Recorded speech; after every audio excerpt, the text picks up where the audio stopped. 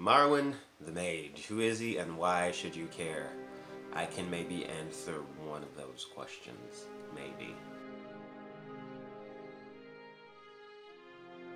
His first mention is in A Game of Thrones when Mirri Maz Duur mentions that she learned the anatomy of the human body from a maester named Marwyn in Asshai. We know from later books that Marwyn spent like 8 years mapping distant lands in the east and searching for like lost books, and he's gone on all types of adventures studying magic.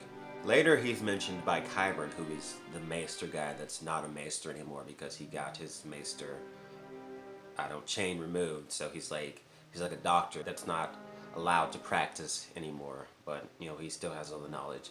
And he says that he learned a lot from Marwyn as well. Now, spoiler alert if you haven't seen season 5 of Game of Thrones or read like the 4th book, Qyburn brings back the mountain from the dead. So it seems like all these people that have been involved with Marwyn or mentioned that they've studied with Marwyn have some involvement in some kind of magic or occult stuff, because you have Mirri Maz Duur, who's a witch, magi, and then you have Qyburn, who's obviously messing around with necromancy.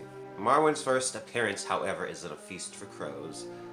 You get Sam finally getting to the Citadel, and Sam gets there, and it's like Marwyn already knew Sam was coming, and you're wondering how or why, and then you remember that it all makes sense because all this was mentioned in the prologue. So in the prologue to A Feast for Crows, you get like a group of friends at Old Town where the Citadel is, and they're sitting around and they're just talking about like all these rumors from the East of Dragons. And then their conversation crosses over to the Archmaester Marwyn, who, by the way, at the Citadel is the Archmaester of Magic, so he studies magic. And then one of them says, oh, he's got a glass candle burning in his room. And of course no one believes it. They're like, whatever, glass candle. Now, a glass candle is basically, it's like a block of obsidian that burns. And obsidian doesn't burn. Like, when you become a maester, they put you through this test where they make you sit in the dark room all night and try to light a glass candle, and it never works. And the purpose of it is to show you that, there's no magic. Magic just doesn't work. And for him to have one that contradicts like everything. And what a glass candle is supposed to do, it's supposed to allow you to send dreams into the heads of people and make them and influence them, and you can communicate with other people with glass candles from long distances, and you can appear like across the world. And glass candles would explain a lot of stuff that actually happens throughout A Song of Ice and Fire, by the way, a lot of stuff. But so these guys are talking about the rumor that he has a glass candle burning, and they're like, what the fuck, impossible. So we get to see the glass candle. Sam himself sees the glass candle, and he's like, oh my god, is that obsidian? And he's like, yeah. So this guy is like weird looking. His head was too big for his body and thrust it out in a way that made him look like he was about to bite your head off. Short, squat, but heavy in the chest and shoulders. Round, rock-hard belly. White hair, nose broken many times. Red teeth, supposedly because of sour leaf. Huge hands, alright? So he's got like big hands. A head that's too big for his body that's like forward like that and like hunched over. He's like short and squat. And he's got red teeth. Like it's the weirdest description. He doesn't look like a mage at all. And he's said to look more like a thug that would like rob you on like the side of the bay or something. But no, this is apparently Marwyn. And the question is, that's probably on everybody's mind, is can we even trust Marwyn? I mean, I think that we can trust that he knows a lot about magic. I mean, he spent like 8 years in the East studying all this stuff in Asshai, looking for like lost books. He's mentioned throughout all the books. He's even in the world of Ice and Fire. So at the end of A Feast for Crows, the last we see of Marwyn, he's going to the East to find Daenerys Targaryen.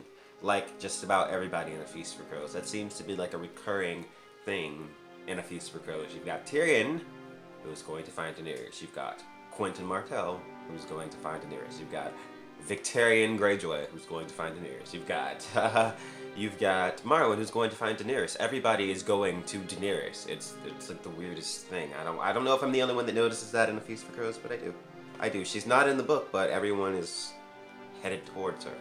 And chop off Tyrion, because Tyrion is totally not in A Feast for Crows. I don't know why I said Tyrion. I meant that doesn't happen until later in A Dance with Dragons. But he does. He is going to find Daenerys, so. And, those were originally the same book, so, argument still stands. Now, the Maesters at the Citadel and Marwyn don't like each other. They don't get along. Marwyn calls him the Grey Sheep. He says that there's a conspiracy theory and that they hate the Targaryens and that they probably would have killed Aemon Targaryen if he had made it to the Citadel alive, and that the Maesters were responsible for killing the dragons last time, so he's implying that they somehow started the Dance of the Dragons, which is the big event like 170 years ago, that where all the dragons died, where they battled each other. So yeah, so he implies all that stuff, and then he goes off to find Daenerys Targaryen, and that's all you see of him.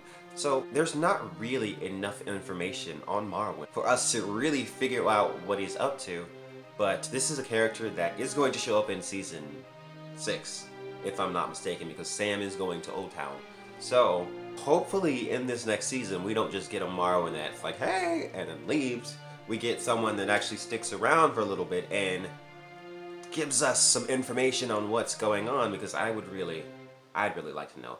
It seems like all these characters that he's been involved with have influenced great leaders in some way. You've got Qyburn, who's got his hands into Cersei. You don't even know what he's done to the Mountain or how he's brought him back, but he did. You've got Mirri Maz Duur, who in a way is responsible for Daenerys' dragons even being born. If it wasn't for her, killing Drogo or poisoning Drogo's wound so that he dies, supposedly, and the pyre would have never been built and Daenerys would have never walked into it.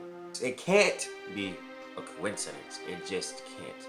So sadly, the new book isn't coming out before the next season. Take your time, George R. R. Martin.